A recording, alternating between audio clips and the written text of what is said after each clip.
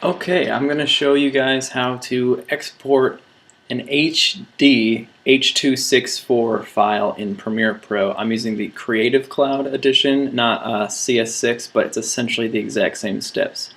So once you have all your clips on your timeline and you're ready to export them, if you just simply set your in and out marks, like this one right here, you can either hit I, that's the easiest way to do it, and go out to your out, and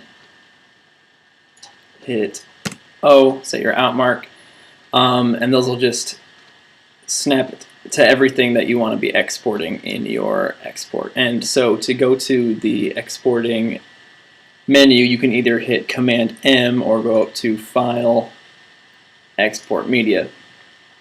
And I have up on material, so just hit OK. So it's super simple, but can seem kind of intimidating if you've never used Premiere before.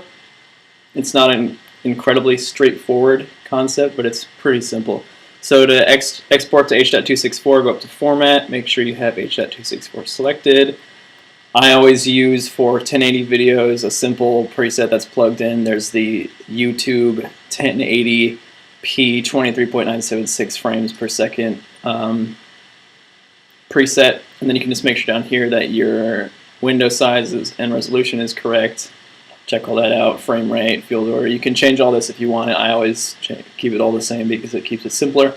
And I use H.264 because it compresses to a lot smaller file size as opposed to QuickTimes.mov. It's just nicer to have a smaller file, if you ask me, and it still retains its full HD qualities. So you come over here to your output name, and this is where you choose where you want to save your file. So we'll just call it sequence 1. I'll just put it on my desktop. Hit save, and then hit export.